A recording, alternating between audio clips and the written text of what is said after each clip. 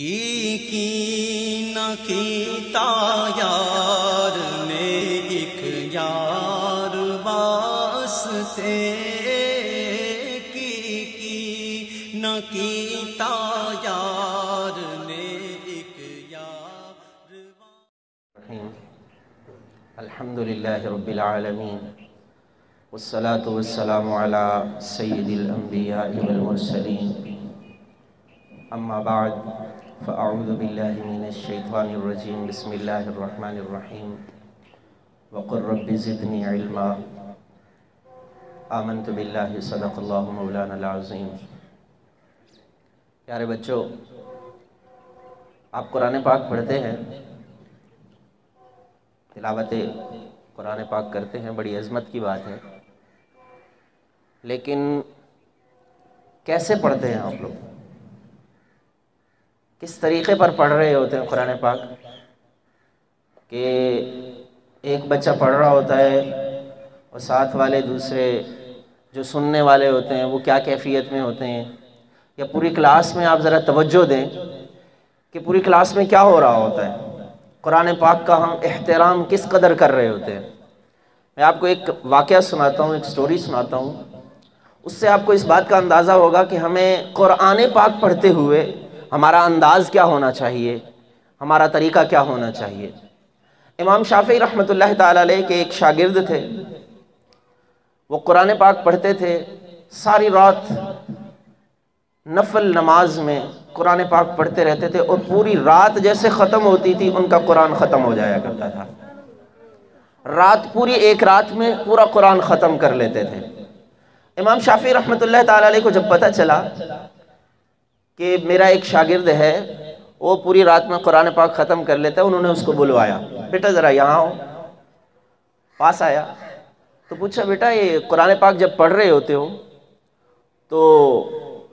ذہن میں کیا بات ہوتی ہے، کیسے قرآن پڑھ رہے ہوتے ہو؟ کہا بس اللہ کا کلام ہے اس لیے پڑھے جا رہا ہوتا ہوں۔ تو امام شافعی نے فرمایا، اچھا آج رات جب قرآن پڑھنا تو دل میں یہ تصور رکھنا، یہ سوچ رکھنا کہ میرے استاذ امام شافعی میرے پیچھے کھڑے ہو کر میرا قرآن سن رہے ہیں۔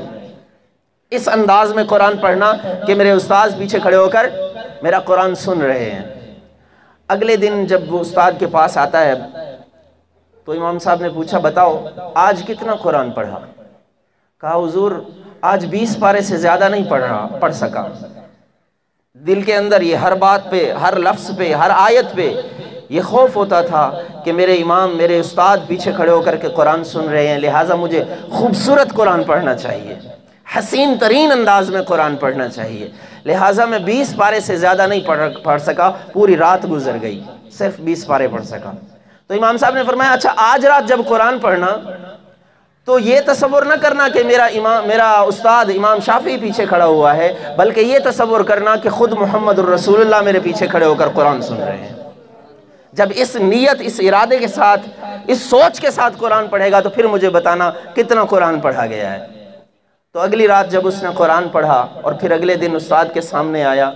تو اس نے کہا، استاد صاحب روتے ہوئے اس نے کہا، آج جب میں نے یہ تصور باندھا کہ میرے نبی صلی اللہ علیہ وسلم میرا قرآن سماعت فرما رہے ہیں تو مجھ سے قرآن پڑھا نہیں جا رہا تھا، میری کیفیت بن رہی تھی، ہر آیت پہ میں رو رہا تھا اور ہر آیت پہ میں تڑپ رہا تھا، اس لیے 10 پارے سے زیادہ قرآن مجھ سے پڑھا ہی نہیں گیا۔ امام صاحب نے فرمایا، اچھا آج رات جب قرآن کی تلاوت شروع کرنا تو یہ ذہن میں تصور جما لینا، دل کے اندر یہ تصور جما لینا کہ میرا قرآن خود رب العالمین سن رہا ہے، میرا قرآن خود رب رحمان سن رہا ہے، پھر مجھے بتانا کتنا قرآن پڑھا ہے۔ تو اگلے دن جب وہ بچہ آیا، وہ شاگرد امام صاحب کا جب آیا امام صاحب کے سامنے تو عرض کی، حضور آج تو مجھ سے سورہ بقرہ ہی پوری ختم نہیں ہو سکی ہے، پوری رات گزر گئی ہے اور صرف ایک سورۃ بقرہ ہی ختم نہیں ہوئی ہے۔ اور میرے بچوں، میرے بھائیوں، ہم لوگ جب قرآن پڑھ رہے ہوتے ہیں ہماری کیا کیفیت ہوتی ہے؟ ہماری تو اتنی بھی کیفیت نہیں بن سکتی کہ ہمارا استاذ ہمارا قرآن سن رہا ہے، لہٰذا آپ کسی کو بھی قرآن سنا رہے ہیں،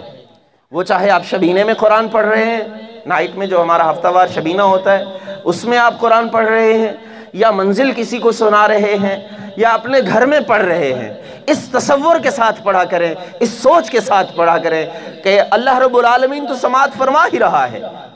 رب لم یزل تو قرآن کو ہمارے سماعت فرما ہی رہا ہے۔ یہ بھی سوچ لیا کریں کہ ہمارے استاذ بھی ہمارا قرآن سن رہے ہیں، پھر اس وقت جب آپ قرآن پڑھیں گے تو آپ کے پڑھنے کا انداز ہی کچھ اور ہوگا۔ جیسے آپ اپنے استاد کے سامنے بیٹھ کے قرآن پڑھ رہے ہوتے ہیں، اس وقت انداز کچھ اور ہوتا ہے، لیکن کسی بچے کے سامنے، کسی